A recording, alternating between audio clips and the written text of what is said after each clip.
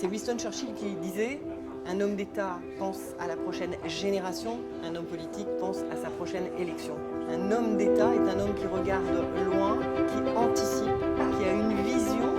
Je suis très fière d'être aux côtés de Jean-Christophe Lagarde et de l'ensemble de ces parlementaires, de ces élus locaux, qui sont en mesure d'anticiper les problèmes plutôt que de les subir. Pendant qu'on s'excite sur une actualité d'un intérêt secondaire, on ne regarde pas la transformation, la mutation profonde des économies qui est en cours sous l'effet de l'intelligence artificielle et de la robotisation conjuguée, qui va conduire à la disparition de milliers de métiers qui aujourd'hui sont assumés par ce qu'on appelle la classe moyenne. Il faut retrouver un projet pour ces Français, pour ces Européens. Je le répète, Jean-Christophe, c'est quelqu'un qui gagne à être connu, d'abord sur le plan humain, avant même sur le plan de ses qualités politiques. C'est quelqu'un qui est véritablement proche des gens, mais pas pour faire carrière, proche des gens parce qu'il est comme ça par lui-même.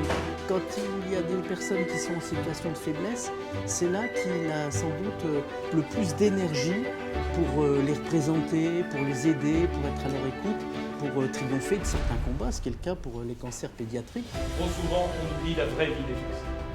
Ces centaines de milliers de Français qui, par exemple, accompagnent un de leurs proches dans la vieillesse, dans la maladie, dans le handicap, qui évitent à la société de prendre en charge ces personnes dans des établissements où ça coûterait beaucoup plus cher, et à qui on ne donne pas de droits. C'est pourquoi l'UDI a proposé qu'on puisse leur donner des jours de congé, des droits, une couverture sociale. Aujourd'hui, nos compatriotes veulent des gens qui soient responsables, qui parlent la vérité, qui ne soient pas dans une sorte de langue de bois ou de volonté de cacher la situation réelle de notre pays. C'est ce que nous représentons. Je crois que Jean-Christophe Lagarde est un élu national tout à fait dans une situation de responsabilité. On ne peut pas avoir 3 millions de chômeurs et 600 000 emplois non pourvus parce qu'un certain nombre de nos compatriotes ne veulent pas aller travailler dans tel ou tel secteur. Et même si ça n'est pas populaire, on doit dire aux Français que lorsqu'on soigne un étranger en situation irrégulière, on ne le fait pas que pour lui, mais aussi pour l'ensemble de la population. Si celui-ci attrape la tuberculose, le virus ne va pas demander la carte d'identité avant de se transmettre de proche en proche. Il serait irresponsable de ne pas dire aux Français que pour sauver notre environnement, la planète, pour protéger le monde dans lequel vivront nos enfants, nous avons besoin d'adapter nos modes de vie. Lorsqu'on a des débats et des débats sur le glyphosate, dont la nocivité n'est pas scientifiquement prouvée, on oublie de parler du continent plastique dans le Pacifique, qui est grand comme 3 fois la France, qui empoisonne l'océan et qui y stérilise la vie. Avec 60 parlementaires, l'UDI constitue la 4e force politique.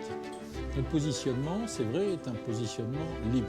Nous avons des textes que nous avons cherché à améliorer, par exemple au Sénat, avec ma collègue Françoise Gatel, nous avons fait adopter un texte pour la fermeture des écoles radicalisées. Je milite à l'UDI depuis 2012 et notre président Jean-Christophe Lagarde a toujours su perpétuer l'héritage et la vision politique de Valéry Giscard d'Estaing et de Simone Veil, notamment sur l'axe de l'obtention de droits nouveaux pour nos concitoyens.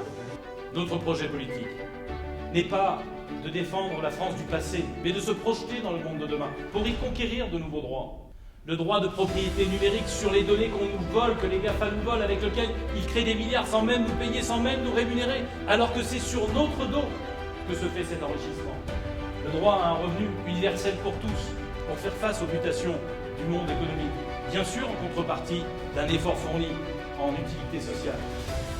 Le droit, puisque la vie s'allonge, de partir à la retraite peut-être plus tard, mais plus progressivement. Le droit d'être consulté régulièrement par des référendums chaque année sur les sujets que les Français souhaitent aborder.